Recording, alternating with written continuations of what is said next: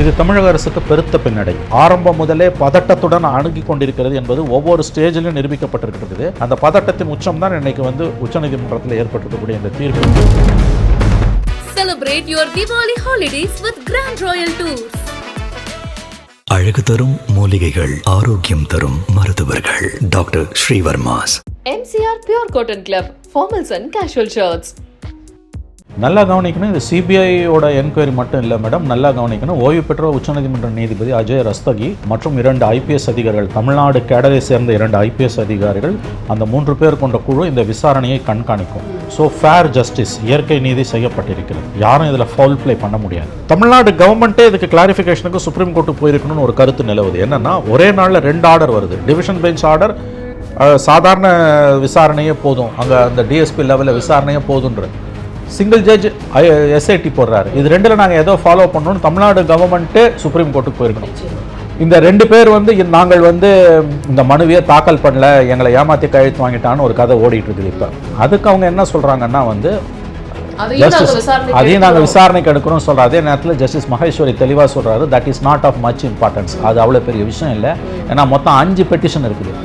இந்த 2 பேர் போலியான கழுத்து போட்டு அவங்களுக்கு தெரியாமல் வாங்கிட்டானா கூட மற்ற 3 பெட்டிஷன் இருக்குது, சிபிஐ விசாரணையும் சேர்த்து. இது ரெஜிஸ்ட்ரிக்கு நாங்கள் ஆர்டர் பண்ணுறோம். எப்படி ஒரு எஸ்ஓபி கேட்டு ஒரு பெட்டிஷனை கிரிமினல் ரிட் பெட்டிஷனாக நீங்கள் கன்சிடர் பண்ணிக்கணும், என்கொயரி பண்ணி அந்த ரிப்போர்ட்டை சப்மிட் பண்ணணும் சீஃப் ஜஸ்டிஸ் கிட்டன்னு ஒரு தன்னுடைய உத்தரவிலேயே அவர் சொல்கிறார். This is basically a political issue, this is not a legal issue. எல்லா அரசியல் கட்சிகளும் இதில் குளிர் காய்வாங்க. இதற்காக இப்போ கடந்த 4 மணி நேரமாக திமுக ஹேண்டில்ஸ், திமுகவை ஆதரிப்பவர்கள் உச்சநீதிமன்றத்தை வசைபாடக்கூடிய, சிபிஐ வசைபாடக்கூடிய காரியங்களை செய்கிறார்கள். இது ரொம்ப அபத்தமானது. தங்களுக்கு ஆதரவான தீர்ப்பு வரும்போது உச்சநீதிமன்றத்தை கொண்டாடுவதும், தங்களுக்கு எதிரான தீர்ப்பு வரும்போது வசைப்பாடுவதும், இதை தான் மோடி பண்ணுறாரு, பிஜேபி பண்ணது, RSS பண்ணுது. அதே தான் இவங்க திமுகவும் பண்ணுறாங்க. இன்னைக்கு நம்முடைய முதலமைச்சர் அவர்கள் மிக சிறப்பாக செயல்பட்டாங்க. 1 மெம்பர் கமிஷன் கூட போட்டாங்க உடனடியாக. ஆனால் ஒரே ஒரு காரியத்தை முதலமைச்சர் செய்திருந்தால் இதை தவிர்த்து. சார் வணக்கம். வணக்கம் மேடம். உச்சநீதிமன்றத்தில் சிபிஐ விசாரணைக்கு உத்தரவிட்டு இன்னைக்கு தீர்ப்பு வழங்கப்பட்டிருக்கு தாவேக்காவுடைய அந்த வழக்கில். இதை பொறுத்த வரைக்கும் நம்ம 2 விதமாக பார்க்க முடியும். எல்லா கேள்விகளும் அப்படி தான் எழுப்பப்பட்டு இருக்கிறது அப்படின்னு பார்க்க முடியுது. என்னென்னா, இது தமிழக அரசுக்கு ஒரு பின்னடைவா அப்படின்ற ஒரு கேள்வியை தான் எடுத்தோன்னே எல்லாரும் வைக்கிறாங்கங்கிறத பார்க்க முடியுது. ஆனால் அவங்க அதை அப்படி பார்க்கலங்கிறதையும் நம்மளால் புரிஞ்சு கொள்ள முடியுது. நீங்கள் எப்படி பார்க்குறீங்க? முதல்ல இது தமிழக அரசுக்கு பெருத்த பின்னடைவு. இல்லாட்டி எதுக்கு அவர்கள் இந்தியாவின் மிக மூத்த வழக்கறிஞர்கள், அதில் 2 பேர் முன்னாள் இந்திய அரசின் தலைமை வழக்கறிஞர்கள், அட்டார்னி ஜெனரல்ஸ், முகுல் ரோத்தகி, அபிஷேக் மனு சிங்வி, கபில் சிபல் சட்ட அமைச்சராக இருந்தவர். 3 பேர் அவங்க ஒரு நாளைக்கு எவ்வளோ ஃபீஸ் வாங்குறாங்கன்றது கேட்டால் நீங்கள் மலைத்து போவீர்கள். அவங்க 3 பேரையும் கொண்டு போய் அங்கே நிறுத்தினாங்க. அதோடு சேர்த்து நம்முடைய பி. வில்சன், திமுக நாடாளுமன்ற உறுப்பினர், மாநிலங்களவை உறுப்பினர், அவரும் ஒரு மூத்த வழக்கறிஞர். எவ்வளோ பேர் போராடியும் சிபிஐ வசம் இந்த வழக்கு போவதை தடுக்க முடியவில்லை என்றால் இது இவர்களுக்கு பின்னடைவு என்று சொல்லாமல் வேறு என்ன சொல்ல முடியும்? நிச்சயமாக இது பின்னடைவு தான், அதில் எந்த விதமான சந்தேகமும் கிடையாது. இது பின்னடைவு இல்லை என்று திமுக அரசும் சொல்லுகிறார்களா என்று எனக்கு தெரியல. அப்படி சொல்கிறாங்களா அவங்க? அது அவர்கள் மீசையில் மண்வெட்டவில்லை என்று சொல்லுகிறார்கள். மாநில அரசின் மீது நம்பிக்கை இல்லை என்று தானே வழக்கை அவர்கள் சிபிஐக்கு மாற்றி இருக்கிறார்கள். இன்ட்ரீம் ஆர்டர்னு சொல்கிறாங்க. அந்த இன்ட்ரீம் ஆர்டர்ன்றது எதனாலனா, சில கூடுதல் ஆவணங்களை நான் தாக்கல் செய்ய வேண்டும் என்று வில்சன் கேட்டிருந்தார். அதற்கு அனுமதி கொடுத்த நீதிமன்றம் இன்றைக்கி ஆர்டர்ஸ் பாஸ் பண்ண பிறகு வில்சன் அதை சொல்லும்போது, நீங்கள் இப்போ கூட ஒன்றும் கேட்டு போகல, நீங்கள் ஆவணங்களை தாராளமாக தாக்கல் செய்யலாம், 2 வீக்ஸ்க்குள்ளே பண்ணுங்கள், தேவைப்பட்டால் நாங்கள் என்னுடைய ஆர்டர்ஸில் மாடிஃபை பண்ணுறோன்றோம். பட் இந்த மாதிரி ஒரு ஆர்டர்ஸ் பாஸ் பண்ண பிறகு அரிதான நிகழ்வில் தான் கொடுத்த ஆர்டர்ஸில் மாடிஃபிகேஷன்ஸ் வரும். நல்லா கவனிக்கணும், இது சிபிஐயோட என்கொயரி மட்டும் இல்லை மேடம். நல்லா கவனிக்கணும், ஓய்வு பெற்ற உச்சநீதிமன்ற நீதிபதி அஜய் ரஸ்தகி மற்றும் 2 ஐபிஎஸ் அதிகாரிகள், தமிழ்நாடு கேடரை சேர்ந்த 2 ஐபிஎஸ் அதிகாரிகள், தமிழ்நாட்டுக்கு வெளியிலிருந்து தமிழகத்திற்கு வெளியே பிறந்தவர்கள், அந்த 3 பேர் கொண்ட குழு இந்த விசாரணையை கண்காணிக்கும். ஸோ ஃபேர் ஜஸ்டிஸ், இயற்கை நீதி செய்யப்பட்டிருக்கிறது. யாரும் இதில் ஃபவுல் பிளே பண்ண முடியாது. நீங்கள் எஸ்ஐடியை போட்டதை தமிழ்நாடு அரசே தடுத்துருக்கணும். ஏன்னா இன்றைக்கி வந்திருக்கக்கூடிய தீர்ப்பில் ரொம்ப முக்கியமான ஒரு விஷயம் என்னென்னா, சென்னை உயர்நீதிமன்றத்தோட தனி நீதிபதி அவர்கள் எஸ்ஐடி ஃபார்ம் பண்ணதை உச்சநீதிமன்றம் கடுமையாக கண்டித்திருக்கிறது. ஏன்னா அவர் முன்னால் வந்த மனு எஸ்ஓபிஸ், ஸ்டாண்டிங் ஆப்ரேட்டிங் ப்ரொசீஜர்ஸ்னு கூட்டங்களை நெறிமுறைப்படுத்துவதற்கான விதிமுறைகளை வகுப்பதற்காக கோரி தொடரப்பட்ட வழக்கை ஒரு கிரிமினல் ரிட் பெட்டிஷனாக, குற்றவியல் மேல்முறையீடாக அவர் எடுத்துக்கொண்டு எப்படி இந்த உத்தரவை பிறப்பித்தார் என்று மிக கடுமையான கிடுக்கிப்பிடி கேள்விகளை உச்சநீதிமன்றம் போட்டிருக்கிறது. 2வது முக்கியமான விஷயம், ஜூரிஸ்டிக்ஷனே அவருக்கு கிடையாது. மதுரை பெஞ்ச் தான் இதை விசாரிக்கணும்.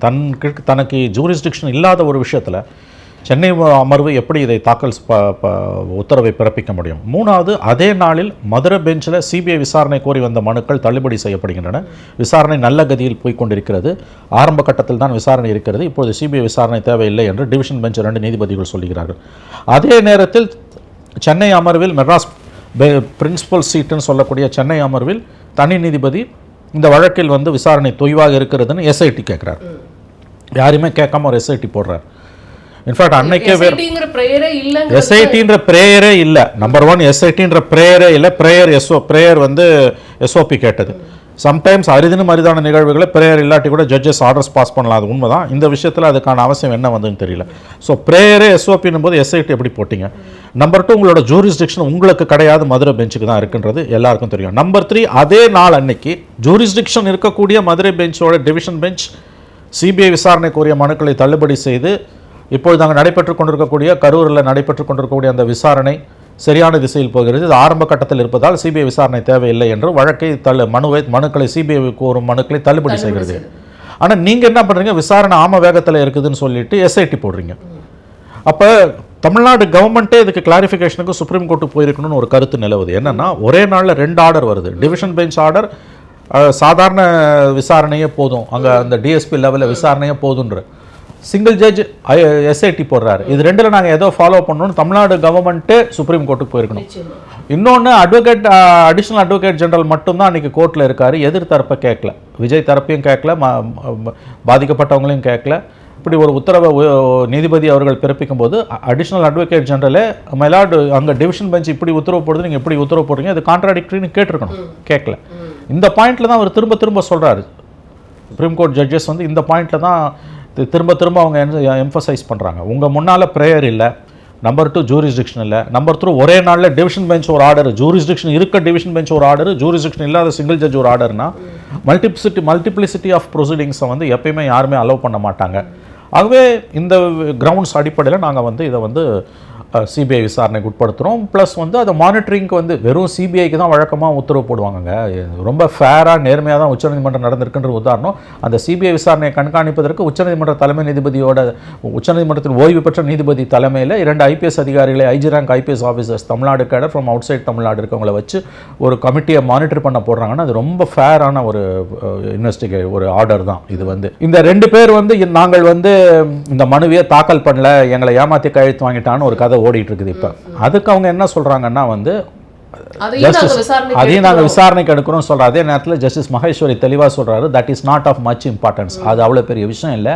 ஏன்னா மொத்தம் 5 பெட்டிஷன் இருக்குது. இந்த 2 பேர் வந்து போலியான கழுத்து போட்டு அவங்களுக்கு தெரியாம வாங்கிட்டானா கூட மற்ற 3 பெட்டிஷன் இருக்கு சிபிஐ விசாரணையும் சேர்த்து. That is not of much இம்பார்ட்டன்ஸ்ன்றாங்க. திரும்ப இவங்க கேட்கும்போது என்ன சொல்றாங்க, நாங்கள் அதையும் விசாரிக்கிறோம், நீங்கள் வந்து அதை தனியாக அஃபிடவிட் ஃபைல் பண்ணுங்கட்டாங்க. So this a fair order. Okay. இப்போ இதுல நிறைய கேள்விகளை அவங்க தரப்புல இருந்து எழுப்பியிருக்காங்க. அதாவது திமுக தரப்பு, அவங்க தரப்பு வழக்கறிஞர்களா இருக்கட்டும், இல்ல அவங்க சார்பு நிலையில எடுத்து பேசுறவங்களா இருக்கட்டும், நிறைய கேள்விகள் எடுத்திருக்காங்க. அதே நேரத்தில் நீங்க சொல்லும் போது ஒரு கேள்வி எனக்கு வந்து தோணுது என்னன்னா, இப்போ நீங்க வந்து இங்க மதுரை பெஞ்சில் வந்து ஒரு விஷயத்த சொல்லியிருக்கிறாங்க, இப்போதைக்கு சிபிஐ தேவையில்லை, ஆல்ரெடி வந்துட்டு விசாரணை போயிட்டு இருக்குன்னு. அதே நேரம் இங்க வந்து தனி நீதிபதி என்ன சொல்றாரு அப்படின்னா எஸ்ஐடி அமைக்கிறாரு. ஆனா இமீடியட்டா நீங்க வந்து சுப்ரீம் கோர்ட்டுக்கு தான் போகணும், எதை ஃபாலோ பண்ணணும் அப்படின்னு தமிழக அரசு முதல்ல போயிருக்கணும் அப்படிங்கறது. ஆமா, கிளாரிஃபிகேஷனுக்கு இவங்க போயிருக்கணும். ஆமா, அப்படி சொல்லும்போது ஆனா இவங்க அதை ஃபாலோ பண்ணவே இல்லை. டக்குன்னு எஸ்ஐடிக்கு இவங்க ஒரு குழு அமைச்சாங்க. அங்கதான் சந்தேகம் வருது. அதாவது ரொம்ப கிளாரிங்கா வந்து தவறுகள் நடந்திருக்குது. இந்த இந்த ஆர்டர் காப்பி வந்த பிறகு இன்னும் நிறைய விஷயங்கள் வெளியில வரும். தெளிவா திரும்ப ஜஸ்டிஸ் மகேஸ்வரி சொல்றார், இந்த 2 பேர் வந்து போலி கையெழுத்து போட்டாங்கன்னு வில்சன் சொல்லும்போது ஒரு கட்டத்தில் இன்னைக்கு காலையில் ஜட்ஜ் என்ன பண்ணியிருக்காரு, ஆர்டரை படிச்சிருக்காரு. மிஸ்டர் வில்சன் ப்ளீஸ் லிசன்னு சொல்லிட்டு இந்த சிங்கிள் ஜட்ஜ் வந்து அவர் முன்னால் பிரேயரே இல்லாத ஒரு விஷயத்தில் எப்படி ஆர்டர் பாஸ் பண்ண முடியும்? 2 ஜட்ஜஸ் டிவிஷன் பெஞ்ச் ஒரு ஆர்டரும், இவர் எப்படி ஒரு ஆர்டரும் பாஸ் பண்ண முடியும்? ஜூரிஸ்டிக்ஷனே இல்லை. இது வந்து ரெஜிஸ்ட்ரிக்கு வந்து நாங்கள் ஆர்டர் பண்ணுறோம்.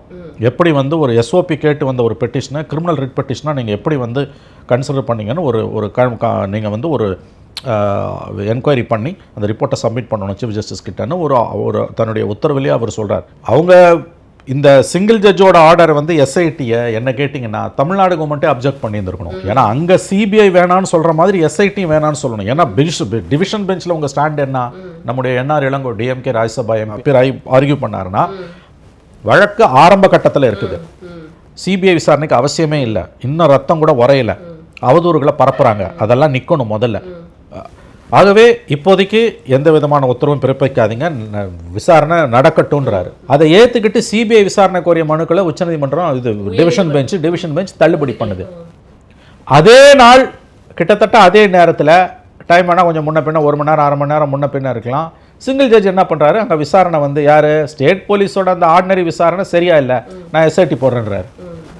அப்போ அங்கே வந்து சிபிஐ வேணான்னு ஆர்கியூ பண்ண என்ஆர் இளங்கோ சீனியர் கவுன்சில், இங்கே அதே மாதிரி தமிழ்நாடு கவர்மெண்ட்டை ரெப்ரசன்ட் பண்ணுற அடிஷனல் அட்வொகேட் ஜெனரல் இல்லை இப்போ தலையிடக்கூடாது, டிவிஷன் பெஞ்ச் அங்கே அந்த ஆர்டரை போட்டிருக்குது. அதாவது இதில் நம்ம பார்க்க வேண்டியது என்னென்னா, இன்றைக்கி சுற்றி வந்து தனி நீதிபதி கொடுத்த உத்தரவுக்கு எதிராகத்தான் இந்த உச்சநீதிமன்றத்தோட தீர்ப்பு இருக்கிற மாதிரி ஒரு தோற்றம் இருக்குது. ஸோ ஒருவேளை தனி நீதிபதி வந்துட்டு இது விசாரிக்காமல் இருந்திருந்தாலோ இல்லை எஸ்ஐடி போடாமல் இருந்திருந்தாலோ இந்த சிபிஐ இன்னைக்கு வராமல் இருந்திருக்குமோ அப்படிங்கிற மாதிரி இருக்குது. நிச்சயமாக 2 விஷயங்களில் வந்து தமிழக அரசு கோட்டை விட்டது என்று நான் நினைக்கிறேன். ஒன்று, எஸ்ஐடி விசாரணையை தனி நீதிபதி அவர்கள் ஆர்டர் பண்ணும்பொழுது அட்வொகேட் ஜெனரல் அதை ரெசிஸ்ட் பண்ணியிருந்திருக்கணும். வேண்டாம், இது ஆல்ரெடி வந்து கரூரில் டிஎஸ்பி விசாரிச்சுட்டு இருக்காரு, இந்த ஸ்டாண்டை தான் நாங்கள் டிவிஷன் பெஞ்சில் எடுத்திருக்கோம். சிபிஐ வேணான்னு சொல்லும்போது என்ன ஸ்டாண்டு தமிழ்நாடு கவர்மெண்ட் எடுத்ததோ அதை சிங்கிள் பெஞ்ச் முன்னால் அவங்க எடுத்துருக்கணும். அதை அலோவ் பண்ணது தான் வந்து பெரிய தப்பு. ரெண்டாவது, தான் முன்னால் அந்த ப்ரேயரே இல்லாத ஒரு விஷயத்தில் சிங்கிள் ஜட்ஜ் ஆர்டர் போடுறாரு. நம்பர் 3, அவருக்கு ஜூரிஸ்டிக்ஷனே கிடையாது. இந்த 3 விஷயம். So advocate general additional advocate general அதை அப்போஸ் பண்ணி தனி நீதிபதியை தடுத்துருக்கணும். அங்கே கோட்டை விட்டாங்க. ஸ்டேட் கவர்மெண்ட் தான் பொறுப்பது. நம்பர் 2, நான் பார்க்குற ஒரு இவர்கள் இன்னொரு தவறு செய்தார்கள் அல்லது எங்கே கோட்டை விட்டாங்கன்னா, நம்முடைய முதலமைச்சர் அவர்கள் மிக சிறப்பாக செயற்பட்டார். இந்த சம்பவம் நடந்த உடனே ஒரு துரிதமாக வந்து செயற்பட்டார். அவர் வந்து 2 மணி நேரத்திலேயே வந்து தலைமைச் செயலகத்துக்கு போய்விட்டார். கிட்டத்தட்ட 4 மணி நேரங்கள் அங்கே வந்து அவர் வந்து அதிகாரிகளுடன் ஆலோசனை நடத்தினார். மருத்துவ குழுக்களை, ஏன்னா கரூர் வந்து ஒரு பெரிய டவுன் கிடையாது, ஒரு மீடியம் லெவல் டவுன். அங்கே மருத்துவமனையை வந்து இந்த அளவுக்கு பேஷண்ட்ஸை ஹேண்டில் பண்ண முடியாது அப்படின்றதுனால அண்டை மாவட்டங்களிலிருந்து திருச்சி, கோயம்புத்தூர் போன்ற மாவட்டங்களிலிருந்தெல்லாம் வந்து மருத்துவர்கள் வரவழைக்கப்பட்டார்கள். எல்லா விதமான ஏற்பாடுகளும், ஆம்புலன்ஸ் எல்லாமே செஞ்சாங்க. அதெல்லாம் மிக சிறப்பாக முதலமைச்சர் செயற்பட்டார். 1 மெம்பர் கமிஷன் கூட போட்டாங்க உடனடியாக. ஆனால் ஒரே ஒரு காரியத்தை முதலமைச்சர் செய்திருந்தால் இதை தவிர்த்திருக்கலாம். அதாவது ஒன்று, எஸ்ஐடி ஹைகோர்ட்டில் இவங்க அப்போஸ் பண்ணியிருந்திருக்கணும். ரெண்டாவது ஒரு பெரிய பிழையாக நான் பார்ப்பது அதாவது வந்து இவங்க கோட்டை விட்டாங்கன்னு நான் பார்க்குறது என்னென்னா, இந்த விஷயம் இவ்வளோ பெரிய துயர சம்பவம், பிஜேபி இதை எக்ஸ்ப்ளாய்ட் பண்ண காத்துக்கிட்டு இருக்காங்கன்றது தெரியும். இது கண்டிப்பாக சுப்ரீம் கோர்ட்டுக்கு போகும், சிபிஐ என்கொயரி கேட்கப்படும்னு கண்டிப்பாக அதிகாரிகளுக்கு தெரிஞ்சிருக்கணும் அல்லது முதலமைச்சருக்காக தெரிஞ்சிருக்கணும். முதலமைச்சருக்கு தெரியாட்டியும் அதிகாரிகளாக அதை உஷார்படுத்தியிருக்கணும். இவர்களாகவே இம்மீடியட்டாக ஒரு ஹை லெவல் சிபிசிஐடி என்கொயரிக்கு ஆர்டர் பண்ணியிருக்கணும். ஏன்னா சிபிசிஐடி என்கொயரி ஒரு ஸ்டேட்டில் இருக்கும் பொழுது அது வந்து ஒரு கேடயம் மாதிரி சிபிஐ உள்ள வரதுக்கு. ஒரு high level CBCID enquiry headed by an additional ADGP or ஒரு ஐஜி, யார் சிபிசிஐடியோட ஹெட்டோ இன்னைக்கு ஐ திங்க் அன்புன்னு ஒரு ஆஃபீஸர் இருக்கார். அவர் ஐஜிஆர் இருந்தார், இப்போ ஏடிஜிபி ஆயிட்டாருன்னு எனக்கு தெரியல. Is an IPS officer, is a very good officer, நல்ல அதிகாரி. டிஎஸ் அன்புன்னு நினைக்கிறேன் அவர் இனிஷியல். டிஎஸ் அன்பு ஐஜி சிபிசிஐடி, அவர் தலைமையிலேயே ஒரு சிபிசிஐடி என்கொயரி ஆர்டர் பண்ணியிருந்தான்னா முதலமைச்சர் அன்று இரவே இன்னைக்கு சிபிஐயை தடுத்துருக்கலாம். இது நான் எப்படி சொல்கிறேன்னா, வெளிப்படையாக சொல்கிறேன் madam, this is basically a political issue, this is not a legal issue. இது அடிப்படையில் ஒரு அரசியல் பிரச்சனை, இது லீகல் பிரச்சனை கிடையாது. எல்லாரும் இதில் குளிர் காய்வாங்க, எல்லா அரசியல் கட்சிகளும் இதில் குளிர் காய்வாங்க. Elections are round the corner, எல்லாரும் இதில் குளிர் காய்வாங்க. அப்போ அரசு இன்னும் எல்லாம் நல்லா செஞ்ச நம்முடைய முதலமைச்சர் அந்த ஒரு விஷயம், ஏன்னா பல மாநிலங்களில் வந்து சிபிஐ என்கொயரி கேட்டு வரும்பொழுது ஏற்கனவே அங்கே CBCID, what is CBCID? Local CBI, மாநில காவல்துறையோட ஒரு ஸ்பெஷலைஸ்டு ஏஜென்சி தான் சிபிசிஐடி. அந்த சிபிசிஐடி என்கொயரி இருந்ததுன்னா அது உங்களுக்கு ஆங்கிலத்தில் சொன்ன இட்ஸ் அ காண்ட்லெட், ஒரு கேடயம் மாதிரி. ஸோ நீங்கள் விசாரணையை வந்து அவர்கிட்ட ஒப்படைச்சிட்டு யாராக இருந்தாலும் வந்து அதில் வந்து தப்ப முடியாது. அந்த மாதிரியான ஒரு நீங்கள் எதுவும் வாயை திறக்க தேவையில்லை. நீங்கள் அருணா ஜெகதீசன் கமிட்டியை அப்பாயிண்ட் பண்ணுறதுல காமிச்ச ஆர்வத்தை விட அதிகமாக அது எப்போ வேணால் என்கொயரி கமிஷன் போட்டுக்கலாம், 2 நாள் பொறுத்து 3 நாள் பொறுத்து கூட போட்டுக்கலாம். விசாரணையை நீங்கள் வந்து ஸ்டேட்டோட ஸ்பெஷலைஸ்டு ஏஜென்சி சிபிசிஐடி என்கொயரிக்கு ஆர்டர் பண்ணி ஹை லெவல் சிபிசிஐடி என்கொயரி, ரெண்டாவது வேணால் என்கொயரி கமிஷன் நீங்கள் போட்டுக்கலாம். இது ரெண்டையும் நீங்கள் பண்ணியிருந்தீங்கன்னா இந்த துயரசம் இன்னைக்கு இந்த பின்னடைவு ஏற்பட்டிருக்காது. திரும்பவும் சொல்கிறேன், இது அடிப்படையில் ஒரு அரசியல் பிரச்சனை, இது வந்து சட்டம் ஒழுங்கு பிரச்சனை கிடையாது. எலெக்ஷன்ஸ் இன்னும் 6 மாதத்தில் இருக்கும்போது எதிர்க்கட்சிகள் இதை வந்து மேக்ஸிமம் எக்ஸ்ப்ளாய்ட் பண்ணுவாங்க. பிஜேபி, ஏடிஎம்கே, அதுவும் டெல்லியில் உங்களுக்கு அன்ஃப்ரெண்ட்லி கவர்மெண்ட் இருக்கும்போது கண்டிப்பாக அவங்க இதை எக்ஸ்ப்ளாய்ட் பண்ணுவாங்க. மூணாவது, இந்த துயர சம்பவத்தை பார்க்கும்போது the magnitude of the incident, அதாவது 40 பேர் செத்துருக்கானும் போது கண்டிப்பாக இது சுப்ரீம் கோர்ட்டுக்கு போவோம். ஹைகோர்ட்டில் என்ன ஆர்டர் வந்தாலும் சுப்ரீம் கோர்ட்டுக்கு போவோம். சிபிஐ என்கொயரிக்கான ஃபேர் சான்சஸ் இருக்குன்னு போது அதை ஸ்கட்டில் பண்ணுறதுக்கு, அதை தடுக்கிறதுக்கு முதல் வேலையாக மாநில அரசு ஃபஸ்ட்டு திங், ஐ திங்க் என்னுடைய அனுபவத்தை நான் சொல்கிறேன், maybe I am wrong, DMK is an experienced political party. அவங்க வந்து கிட்டத்தட்ட 6 தசாப்தங்களாக வந்து ஒரு 2 வருஷம் 5 வருஷம் 10 வருஷம் பவரில் இருந்திருக்காங்க. அவங்களுக்கு ஏன் இந்த விஷயத்தில் கோட்டை விட்டாங்கன்னு எனக்கு தெரியல. த ஃபஸ்ட்டு திங் இந்த chief minister would have been I think high level CBCID enquiry. அதை பண்ணியிருந்தாங்கன்னா இன்றைக்கி வந்து இந்த நிலைமை வந்திருக்காது. இன்னொரு முக்கியமான விஷயம் இவங்க பண்ண தவறு நான் பார்ப்பது, அதுவும் ஜட்ஜஸோட கன்சிடரேஷனில் வந்திருக்கு நான் கேள்விப்படுறேன், அந்த ப்ரெஸ் கான்ஃபரன்ஸ். நம்ம அதை ஏற்கனவே பேசியிருக்கோம். அமுதா ரெவென்யூ செக்ரட்டரி அமுதா தலைமையில் home secretary, DGP, ADGP, health secretary, that press conference இவங்களுக்கு எதிராக போகும். நான் பல தடவை சொன்னேன் உங்களுக்கு, தப்பு மேலே தப்பு பண்ணிட்டாங்க. இன்றைக்கி வந்து நான் சொல்கிறேன், இது மாநில அரசுக்கு, திமுகவுக்கு பெருத்த பின்னடைவு. எதிர்க்கட்சிகள் இதை வந்து கண்டிப்பாக எக்ஸ்ப்ளாய்ட் பண்ணுவாங்க. பட் இதற்காக வந்து இப்போ கடந்த 4 மணி நேரமாக திமுக ஹேண்டில்ஸு, திமுகவை ஆதரிப்பவர்கள் வந்து உச்சநீதிமன்றத்தை வசைபாடக்கூடிய, சிபிஐ வசைபாடக்கூடிய காரியங்களை செய்கிறார்கள். இது ரொம்ப அபத்தமானது. தங்களுக்கு ஆதரவான தீர்ப்பு வரும்போது உச்சநீதிமன்றத்தை கொண்டாடுவதும், தங்களுக்கு எதிரான தீர்ப்பு வரும்போது வசைப்பாடுவதும், இதை தான் மோடி பண்ணுறாரு, பிஜேபி பண்ணுது, ஆர்எஸ்எஸ் பண்ணுது. அதே தான் இவங்க திமுகவும் பண்ணுறாங்க இன்றைக்கி. இப்போ நீங்கள் சொன்ன மாதிரி அதை தான் நானும் கேட்கணும்னு நினச்சிட்டு இருந்தேன். இது வந்து ஒரு பொலிட்டிக்கல் ஃபைட்டாக தான் போயிட்டுருக்கு அப்படிங்கிறத பார்க்க முடியுது. இப்போ திருப்பியும் வந்து ஒரு இடைக்கால உத்தரவு அப்படிங்கிறது தான் அவங்க வந்து சொல்லியிருக்கிறாங்க. அப்போ 2 மனுக்கள் வந்து எங்களுடைய சம்மதம் இல்லாமலே வந்து இந்த விசாரணை கோரப்பட்டிருக்குன்னு 2 மனுக்கள் வந்திருக்கு. அதுக்கு ஒரு உத்தரவு வரும். அதை வந்து இவங்க வந்து எடுத்து இப்போ பேச ஆரம்பிப்பாங்க. இந்த சிபிஐ உத்தரவு வந்து டிவிகே வந்து எங்களுடைய தரப்பு வந்து வெற்றி பெற்றதுன்னு பேச ஆரம்பிப்பாங்க. இது இப்படியே தான் போகுமோ? இப்படிலாம் போகாது. இது திமுக வந்து சப்பக்கட்டு கட்டுது. அவங்க நல்ல மக்களை ஏமாற்றுகிறார்கள் தொடர்ந்து. இதை பாருங்கள், நல்லா ஞாபகம் வச்சுக்கோங்க. அந்த 2 மனுக்கள் அஸ்யூமிங் தட் அவை போலியான மனுக்கள்னு வந்தால் கூட அந்த கிரவுண்ட்ஸில் சிபிஐ என்கொயரிக்கு தடை எதுவும் உச்சநீதிமன்றம் விதிக்காது. ஏன்னா அதை இன்றைக்கு நீதிபதி ஜஸ்டிஸ் மகேஸ்வரி அவர்கள் தெளிவுபடுத்தி விட்டார். This is of not much consequence because there were 5 petitions. அதோட அர்த்தம் என்னென்னா 2 பெட்டிஷன் நீங்கள் சொல்கிற மாதிரி முதல்ல அது டூப்ளிகேட்டான்னு தெரியாது. ஏன்னு கேட்டிங்கன்னா அவன் ஏற்கனவே ஒரு தடவை கையெழுத்து போட்டுட்டு இப்போ மறுபடியும் இல்லைன்றான். அப்போ மிரட்டி வாங்கினாங்களா அல்லது இப்போ மிரட்டி வாங்கினாங்களா? எது வேணா இருக்கலாம் இல்லையா? இன்ஃபேக்ட் இந்த கிரவுண்ட்ஸ்லேயே அது சிபிஐக்கு போகலாம். அதாவது 2 பேர் என்ன சொல்கிறாங்கன்னா, எங்களை வந்து அப்போ மிரட்டி வாங்கிட்டாங்கன்னு இப்போ சொல்கிறாங்க. இப்போ மிரட்டி தான் இந்த ஸ்டாண்ட் எடுத்தாங்க அப்படின்றது சொல்கிறதுக்கும் லாஜிக்கலி ரீசன்ஸ் இருக்குது. அப்போ இங்கே இதை விசாரித்தா, ஸ்டேட் போலீஸ் விசாரித்தா நீதி கிடைக்காது, சிபிஐக்கு விசாரிக்கணும். இந்த ஒரு கிரவுண்ட்ஸ்லேயே வந்து அது சிபிஐக்கு போகிறதுக்கு வாய்ப்பு இருக்குது. இதனால தான் நான் சொல்கிறேன், ராங் ஸ்ட்ராட்டஜி, டிஎம்கேவோட ராங் ஸ்ட்ராட்டஜி தான் இதுக்கு காரணம். இது பாருங்கள், இந்த 2 பேரோட பல்ட்டி அடித்தாங்கன்னு சொல்கிறாங்க இல்லையா, அது எந்த அளவு உண்மைன்னு தெரியாது. அந்த ஒரு ஆஸ்பெக்டை மட்டும் வச்சு இந்த விசாரணை திரும்ப பெறப்பட மாட்டாது. இது இன்ட்ரி மாடன்றது உண்மை தான். ஆனால் இந்த இன்ட்ரி மாடன்றது ஆஃப் மச் கான்சிக்வன்ஸ். அது வந்து நேச்சுரல் ஜஸ்டிஸை வந்து கொடுப்பதற்காக சுப்ரீம் கோர்ட் கொடுத்துருக்கக்கூடிய ஒரு வாய்ப்பு.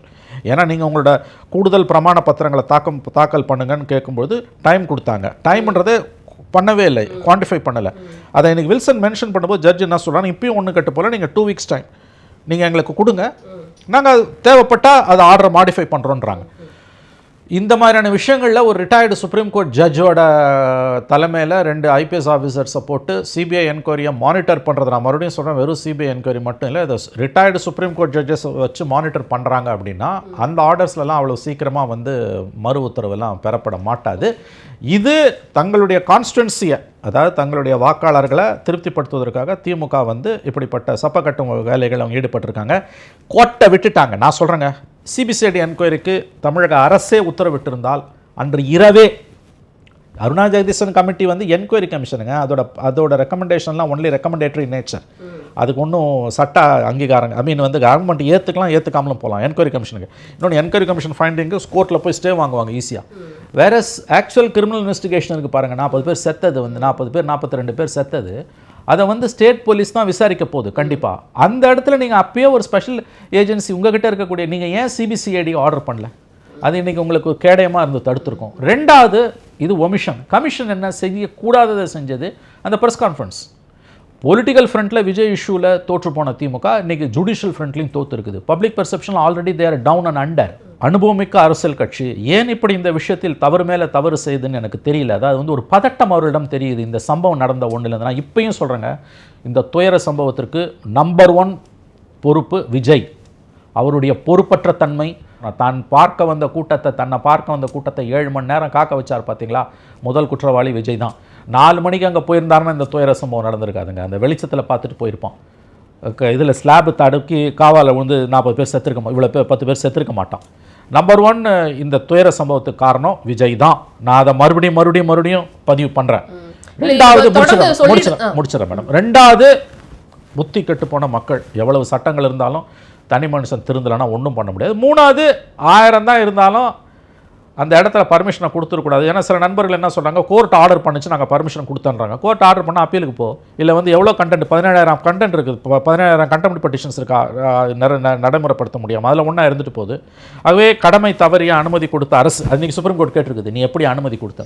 ஆகவே உங்கள் பக்கம் நியாயம் இருந்தோம். நான் ரொம்ப சுருக்கமாக சொல்ல விரும்புறது என்னென்னா, திராவிட முன்னேற்ற கழகம் திமுக அரசு தங்கள் பக்கம் நியாயம் இருந்தும், இந்த விஷயத்தில் மறுபடியும் சொல்கிறேன், தங்கள் பக்கம் நியாயம் இருந்தும், நான் சொல்கிறேன் விஜய் தான் இதுக்கு காரணம் 90% நான் சொல்கிறேன். தங்கள் பக்கம் நியாயம் இருந்தும் திமுகவும் திமுக அரசும் பொலிட்டிக்கலாகவும் கோட்டை விட்டுட்டு நிற்கிறாங்க, இன்றைக்கி லீகலாகவும் கோட்டை விட்டுட்டு நிற்கிறாங்க. இதில் தான் நம்மளுக்கு இன்னும் கேள்வி பிறகுது அப்படின்னா, நியாயம் இருக்குன்னு நம்ம நீங்களும் சொல்கிறீங்க, அப்போ அவங்க தரப்புலேயே தெரிஞ்சிருக்க வாய்ப்பு இருக்குது, நம்ம மேலே எந்த தப்பு இல்லைங்கிறப்ப அவங்களே சிபிஐக்கு வந்துட்டு பரிந்துரை பண்ணியிருந்திருக்கலாமே. எப்படி வந்துட்டு அஜித்குமார் வழக்கு வந்து தமிழக அரசு பரிந்துரை பண்ணுச்சோ அது மாதிரியே பரிந்துரை பண்ணியிருக்கலாமே. அப்போ தான் அந்த இடத்துல தான் நம்மளுக்கு சந்தேகம் வருது. அப்போ சட்டம் ஒழுங்கு சரியில்லை அப்படிங்கிறத வந்து மறைப்பதற்காக தமிழக அரசு இப்படி ஒரு விஷயத்த பண்ணுறாங்களோ அப்படின்னு அந்த கேள்வி இங்கே நியாயம் தானே? ரொம்ப அழகான கேள்வி. கேட்க வேண்டிய இடம் மாண்புமிகு முதலமைச்சர் ஸ்டாலின் அவர்களிடம், மணிக்கிட்ட இல்லை. இல்லை உங்ககிட்ட நான் எதிரி. இன்னும் 6 மாதத்தில் எலெக்ஷன் இருக்குது, கொடுத்துருங்க நீங்களே. இது எப்படி இருந்தாலும் பொலிட்டிக்கலாக உங்களுக்கு திரும்ப போகுதுன்றது ஏன் புரிதல் திமுகவுக்கு இல்லைன்னா, திமுக நண்பர்களை பார்த்து கேட்பது தான். இது உங்களுக்கு அரசியல் ரீதியாக எதிராக திரும்ப போகுதுன்றது உங்களுக்கு தெரியும். 75 வருஷமாக கட்சி நடத்துறீங்க, இது வரைக்கும் 25-26 வருஷமாக பவரில் இருக்கீங்க. அதாவது கண்டினியூஸாக இல்லாட்டியும் ஒவ்வொரு தசாப்தத்துலேயும் 2 வருஷம் 10 வருஷம் 3 வருஷம் 5 வருஷம் இருக்கீங்க. விஜயோட பாப்புலாரிட்டி என்னன்னு உங்களுக்கு நல்லா தெரியும். இந்த மாதிரி கதை விடாதீங்க, விஜய்க்கு ஒன்றும் இல்லைல்ல, உங்களுக்கு தெரியும் அந்த பாப்புலாரிட்டி என்னென்னு.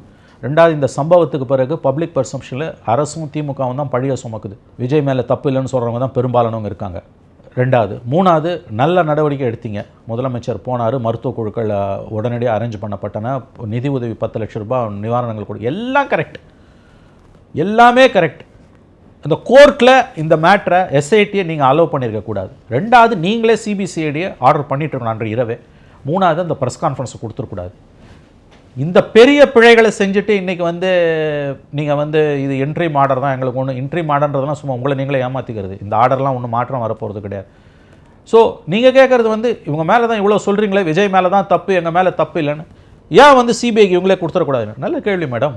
கேட்க வேண்டியது நம்முடைய முதலமைச்சரிடம், தமிழக அரசிடம். இல்லை அந்த கேள்வி வந்தது, அதனால இல்லை, தட் இஸ் அ நேச்சுரல் கொரோலரி. நான் என்ன சொல்கிறேன், சம்டைம்ஸ் வந்து சில ஒமிஷன்ஸ் மாநில அரசின் பக்கம் இருக்கலாம். அது எலெக்ஷன் டைமில் வந்ததுன்னா சிபிஐ வந்து, நான் ஒன்றும் சிபிஐ ஒன்றும் உத்தமர்கள்லாம் வானத்திலேருந்து குச்சவங்கள சொல்லலை, நான் இப்பயும் அதை சொல்லலை. இது தமிழ்நாடு அரசுடைய காவல்துறைக்கு முக்கியமான வழக்குகளில் எப்படி வந்து திமுகவோட இன்ட்ரெஸ்ட்டை ப்ரொடெக்ட் பண்ணுறதுக்கு வந்து ஒரு கம்பல்ஷன் இருக்குமோ, அதே கம்பல்ஷன் பிஜேபியோட இன்ட்ரெஸ்ட்டை ப்ரொடெக்ட் பண்ணுறதுக்கு சிபிஐக்கு இருக்கும். திஸ் ஃபைன், நான் மறுக்கவே இல்லை, எல்லாமே அரசியல் தான். நான் என்ன சொல்கிறேன், நான் சிபிஐக்கு போகிறத இந்த நேரத்தில் திமுக அரசு தடுப்பதில் ஒரு காரணங்கள் கூட இருக்கலாம், சில நடைமுறை பிழைகளை அவங்க செஞ்சுருக்கலாம் இருங்க. அதனால் தான் என்ன சொல்கிறேன், நீங்கள் ஒரு வயா மீடியாவை சிபிசிஐடி கொடுத்துருக்கலாமேன்ற அந்த தொலைநோக்கு பார்வை இல்லைங்க. இந்த கேள்விகள் ஏன் வந்ததுன்னா, இது வரைக்கும் நீங்க யாரையுமே சஸ்பெண்ட் பண்ணல, யார் மேலே எந்த ஒரு நடவடிக்கையும் எடுக்கவே இல்லை. அப்படிங்கிறப்போ உங்க தரப்புல வந்து தவறே இல்லை நீங்களே நினைக்கிறீங்கிறப்ப சிபிஐ போறது நியாயம் தானே மக்கள் பக்கத்துல இருக்க ஒரு கேள்வியை தான். ஆமா, இன்னைக்கு எல்லாருமே வந்து பொதுவா வந்து ஒரு கான்ட்ரோவர்ஷியலான இஷ்யூஸ்ல வந்து சிபிஐ விசாரணையை வந்து ஒரு பாதிக்கப்பட்ட தரப்பு கோரும் பொழுது, எதிர் தரப்பு சிபிஐ வேண்டாம் என்று சொல்லும் பொழுது, பொது புத்தியிலேருந்து வரக்கூடிய வார்த்தை என்னன்னா, நீங்கள் தான் எந்த தவறும் செய்யவில்லை, நீங்கள் ஏன் சிபிஐ விசாரணைக்கு ஒப்புக்கொள்ளக்கூடாது, இந்த வார்த்தை தான் வரும். அதேதான் அது நியாயமானது. பட் என்னால் நான் திரும்ப சொல்கிறேங்க, அன்றைக்கு அந்த துயர சம்பவம் நடக்குது, நெஞ்சை பதற வைக்கக்கூடிய சம்பவம், குழந்தைகள் கொல்லப்படுது, பெண்கள் கொல்லப்படுறாங்க. இந்த நேரத்தில் அரசு விழிப்புடன் செயல்படுது, முதலமைச்சர் செயல்படுற, எல்லாம் கரெக்டுங்க. ஆனால் கண்டிப்பாக இது சிபிஐக்கு போவோம். இன்னும் 6 மாதத்தில் எலெக்ஷன் வரப்போகுது. இதை பிஜேபி உங்களுக்கு எதிராக மேக்ஸிமம் திருப்போம். இது தவிர்க்க முடியாதது. இது அப்போ இமீடியட்டாக வந்து வெள்ளம் வரப்போகுதுன்னு தெரிஞ்சிடுச்சுங்க. வெள்ளம் வரப்போகுது, இது உடஞ்சிடுச்சு, மதகு உடஞ்சிடுச்சுன்னு தெரியுது. தடுப்பானை கட்ட வேண்டிய தடுப்பாக நீங்கள் பண்ண வேண்டியதுன்னா இம்மிடியேட் ஆக்ஷன் வந்து ஹை லெவல் சிபிசிஐடி என்கொயரி. இவங்க மட்டும் high level CBCID enquiry order பண்ணியிருந்தாங்கன்னா, நான் உறுதியாக சொல்கிறேங்க, முதலமைச்சரே அதை பண்ணி சொல்லியிருக்கணும். ஒரு ரிட்டையர்டு ஹைகோர்ட் ஜட்ஜ் தலைமையில் மானிட்டரிங் போட்டு சிபிசிஐடி என்கொயரி ஆர்டர் பண்ணியிருந்தாங்கன்னா இன்றைக்கி கண்டிப்பாக அது சிபிஐக்கு போயிருக்காது. நிச்சயமா. இதில் ஏன் இந்த மாதிரி கேள்விகள்லாம் வருது அப்படின்னா, ஏன்னா நம்ம லாஸ்ட் டைம் வந்து டிஸ்கஸ் பண்ணுறப்ப கிட்னி முறைகேடு வழக்கையும் வந்துட்டு அன்னைக்கு வந்து நடந்திருக்கு. அப்போ வந்து ஒரு எஸ்ஐடி அமைச்சது வந்து நாங்கள் வந்து பரிந்துரை பண்ணுறோம், அதிகாரிகளை நாங்கள் பரிந்துரை பண்ணுறோம், அதுலேருந்து எங்களுக்கு எஸ்ஐடி அமைத்து கொடுங்க அப்படின்னு சொல்லி கோரிக்கை வச்சிருக்கிறாங்க. உச்சநீதிமன்றம் அதை மறுத்திருக்கு, நிராகரிச்சிருக்காங்க. ஆமாம். இப்போ இந்த வழக்கில் வந்து எஸ்ஐடி வந்து உயர்நீதிமன்றம் கொடுத்த அதிகாரிகள் தான். ஆனால் வந்துட்டு அஸ்ரா கார்க்கு வந்துட்டு இவங்க வந்து நல்ல அதிகாரி தான் அப்படின்னு சொல்றாங்க. அந்த எஸ்ஐடியை மறுக்கிறதும் இந்த எஸ்ஐடியை ஏத்துக்கிறதும் இல்லைங்க. அவங்க அதை நான் அஸ்ரா கார்கோட தகுதி தரமப்படுத்தின விஷயம் இது இல்லைன்னு ஜஸ்டிஸ் மகேஸ்வரி தெளிவுபடுத்துறார். இண்டிவிஜுவல் அதிகாரியோட கெப்பாசிட்டியை பொறுத்த விஷயம் இல்லை அது. It's a question of legal propriety. உங்க முன்னால இருக்க பெட்டிஷன் எஸ்ஓபி கேட்டு வந்த பெட்டிஷன். அதுதான் இல்ல, இதுல என்ன முரண்னா அதுவுமே உயர்நீதிமன்றம் அமைத்த ஒரு குழு தான். அதாவது கிட்னி முறைகேடு வழக்குலையுமே உயர்நீதிமன்றம் அமைத்த எஸ்ஐடி குழு தான். அதை எதிர்த்து நாங்க சொல்ற அதிகாரிகள்ல வந்து நீங்க குழு அமைங்க அப்படின்னு சொல்றாங்க. இதுவுமே உயர்நீதிமன்றம் அமைத்த குழு தான் அஸ்ரா கார்க்குமே. ஆனா இது பரிந்துரையை ஏத்துக்கிறாங்க. இது என்ன ஒரு முரண் அப்படிங்கிற மாதிரி இருந்தது. உங்க கேள்வியிலே பதில் இருக்கு. That's all. சில விஷயங்கள் நம்ம பேச முடியாது. It's obvious. See, எனக்கு என்னென்னா, ஒரு எக்ஸ்பீரியன்ஸ்டு பொலிட்டிக்கல் பார்ட்டி, 75 ஆண்டுகால கட்சி, மத்தியில் கிட்டத்தட்ட 16 ஆண்டுகள் ஆட்சியில் இருந்திருக்காங்க, மாநிலத்தில் 26-27 ஆண்டுகள் ஆட்சியில் இருந்திருக்காங்க. இந்தியாவோட சமகால இந்திய வரலாறுல, சுதந்திரத்துக்கு பிந்தைய இந்திய வரலாறுல திமுகவோட பங்களிப்பு, கலைஞரோட பங்களிப்பு என்பது மாபெரும் பங்களிப்பு. ஏன் இப்பயும் கூட ஸ்டாலின் அவர்கள், முதலமைச்சர் ஸ்டாலின் அவர்கள் முக்கியமான இஷ்யூஸ்லாம் வந்து அவர் எடுக்கக்கூடிய டிசிஷன்ஸ் பிஜேபிக்கு அரசு எதிராக தான் இருக்குது. அது வந்து நீட் விவகாரமாக இருக்கலாம், மாநில உரிமைகள், டீலிமிட்டேஷனு, இப்போ எஸ்ஐஆருக்கு எதிராக பீகார்லேயே போய் அவர் பேசினது, இந்த மாதிரியான, அப்புறம் வந்து பிற்பட்ட பேக்வர்டு கமிஷன்ஸ் சம்மந்தப்பட்ட இஷ்யூஸு, பல விஷயங்களில் வந்து அவர் வந்து காங்கிரஸ் தலைவர்களுக்கும் மற்ற இந்தியா கூட்டணி தலைவர்களுக்குமே இங்கே வந்து ஒரு வழிகாட்டியாகத்தான் இருக்கிறார், ஒரு அச்சாணியாக இருக்கிறார். அவரை சுற்றி வந்து அரசியல் சுழலுது. தேசிய அரசியலில் ஸ்டாலினுக்கு இன்றைக்கி ஒரு பெரிய ஸ்டேச்சர் இருக்குது. பட் மாநிலத்தில் உள்ளூர் விவகாரங்களில் அவர்கள் ஏன் இப்படி வந்து கோட்டை விடுகிறார்கள் எனக்கு புரியல. இது ரொம்ப சிம்பிளாக இதை வந்து அன்றைய இரவு செப்டம்பர் 27 அந்த துயர சம்பவம் நடந்த அன்றைக்கே எடுத்திருக்கக்கூடிய சில நடவடிக்கைகளை எடுத்திருந்தால் இன்றைக்கு இந்த பின்னடைவை தவிர்த்திருக்கலாம். இது மிகப்பெரிய பின்னடைவு, அதில் மட்டும் எந்த சந்தேகமும் வேணாம். இதை நம்ம வந்து இந்த நேர்காணலில் இந்த பின்னடைவு அப்படின்னு சொல்லி பேசியிருக்க அதே தருணத்தில் தான் அவங்க தரப்பு வாதங்கள் வந்து இதை எப்படி நீங்கள் பின்னடைவுன்னு சொல்லுவீங்க, இது வந்து ஒரு இடைக்கால உத்தரவு தான், அது மட்டும் இல்லாமல் என்ன மைக்கேல் பட்டி வழக்கு என்னாச்சுன்னு பார்த்தீங்கல்ல, அது மாதிரி இதுவும் ஆகிறதுக்கு வாய்ப்பு இருக்குது, இது வந்து உச்சநீதிமன்றமே வந்து இதை எப்படி வந்து இந்த ஆர்டரை கொடுத்தாங்கங்கிறது எங்களுக்கு டவுட்டாக இருக்குது, கேஸ் வந்து இப்போ தான் ஃபஸ்ட்டு இன்வெஸ்டிகேஷனில் இப்போ தான் ஆரம்பிச்சிருக்காங்க, ஆரம்ப காலகட்டத்திலே நீங்கள் சிபிஐக்கு மாற்றிருக்கீங்கிறது அதுலேயே ஒரு முரண் இருக்குங்கிறது அவங்க தரப்பு வாதமாக இருக்குது. அதாவது மாற்றி பேசுகிறாங்க. நாக்கு இல்லாத, நரம்பு இல்லாத நாக்கு கண்டமணி பேசும். கோல் போஸ்ட்டை மாற்றி போட்டுக்கிட்டே இருக்காங்க. இது இடைக்கால உத்தரவுன்றாங்க, கரெக்டு. ஆனால் இடைக்கால உத்தரவுகளோட இந்த மாதிரியான இஷ்யூஸில் வந்து இடைக்கால உத்தரவுகள் வந்து எப்படி வந்து நீடித்து நிற்கும் என்பது திமுகவில் இருக்கக்கூடிய மூத்த வழக்கறிஞர்கள், விவரமறிந்த வழக்கறிஞர்கள், அவர்களுக்காக ஆஜராகிற மிக மூத்த வழக்கறிஞர்களுக்கு நன்றாக தெரியும். ரெண்டாவது வந்து இது வந்து எப்படி பின்னடைவுன்றீங்க, இது வந்து இன்னும் இடைக்கால உத்தரவுன்றாங்க. இன்னொன்று என்ன சொல்கிறாங்க, இது நேஷன் ஸ்டேஜில் தானே இருக்குது, எப்படி இந்த உத்தரவு போட்டாங்க எங்களுக்கு வந்து புரியலன்றாங்க. எதுக்கு இந்த முரண்பாடு? நேஷன் ஸ்டேஜில் தான் மாற்றுவாங்க. இந்த கேள்விக்கெல்லாம் ஆல்ரெடி பதில் கொடுக்கப்பட்டு விட்டது. நீங்கள் நேச்சுரல் ஜஸ்டிஸை ஃபாலோ பண்ணல, சிங்கிள் ஜட்ஜ் ஆர்டரை நீங்கள் ரெசிஸ்ட் பண்ணியிருக்கணும். சிங்கிள் ஜட்ஜ் உங்களை மீறி ஆர்டர் போட்டு தான் நீங்கள் சுப்ரீம் கோர்ட்டுக்கு நீங்கள் அப்பீலுக்கு போயிருக்கணும். டிவிஷன் பெஞ்ச் வந்து சிபிஐ வேணான்றது எவ்வளோ உண்மையோ, சிங்கிள் ஜட்ஜ் வந்து எஸ்ஐடி வேணுன்றதும் வந்து இது ரெண்டு கான்ட்ராடிக்டரியாக இருக்குது. அப்போ யார் சொல்கிற ஆர்டரை நான் ஏற்றுக்கிறது, ஸ்டேட் ஆஃப் தமிழ்நாடு யார் சொல்கிற ஆர்டர் கேட்கணுன்ட்டு தமிழ்நாடு கவர்மெண்ட் அப்பீலுக்கு போயிருக்கணும். ஆனால் இமிடியேட்டாக எல்லாத்துக்கான வேலையெல்லாம் நீங்கள் பண்ணீங்க, மாட்டிக்கிட்டீங்க. நான் தான் சொல்கிறேன்ல, உங்கள் பக்கம் தொடர்ந்து இவர்கள் உச்சநீதிமன்றத்தில் பின்னடைவை சந்திக்கிறாங்க. கிட்னி முறைகேடில் இவங்களுக்கு வந்து எஸ்ஐடியை வந்து தடை பண்ண முடியாதுன்னு சுப்ரீம் கோர்ட் சொல்லிடுச்சு. ஆம்ஸ்ட்ராங் கொலை கேஸில் வந்து சிபிஐ விசாரிக்கலாம்னு சொல்லிடுச்சு. சார்ஜ் ஷீட்டுக்கு தான் ஸ்டே பண்ணியிருக்காங்களே, விசாரணை பண்ணலான்னு சொல்லியாச்சு. கள்ளக்குறிச்சி சிபிஐ விசாரணை தடை கேட்டது நீக்கி அது வந்து ஏற்கனவே சிபிஐ விசாரணை தொடங்கி நடந்துகிட்டு இருக்குது. நாலாவதாக இப்போ கரூரில் உங்களுக்கு வந்து பின்னடைவு, எல்லாத்தையும் விட பின்னடைவு கரூர் சம்பவத்தோட பின்னடைவு. இது அதாவது வந்து ஒரு அனுபவமிக்க அரசியல் கட்சி விஜய் விவகாரத்தை ஆரம்பம் முதலே பதட்டத்துடன் அணுகி கொண்டிருக்கிறது என்பது ஒவ்வொரு ஸ்டேஜிலும் நிரூபிக்கப்பட்டிருக்கிறது. அந்த பதட்டத்தின் உச்சம் தான் இன்னைக்கு வந்து உச்சநீதிமன்றத்தில் ஏற்பட்டிருக்கக்கூடிய இந்த தீர்ப்பு என்று நான் பார்க்கிறேன். நிச்சயமா இது அடுத்த கட்டத்துக்கு எப்படி நகரும் அப்படின்னு தொடர்ந்து அடுத்தடுத்த காலகட்டங்களில் நேர்காணலில் பார்க்கலாம் சார். உங்களோட நேரத்திற்கு ரொம்ப நன்றி. நன்றி madam. Celebrate your Diwali holidays with Grand Royal Tours. அழகு தரும் மூலிகைகள், ஆரோக்கியம் தரும் மருத்துவர்கள். Doctor Srivarma's. MCR Pure Cotton Club, formals and casual shirts.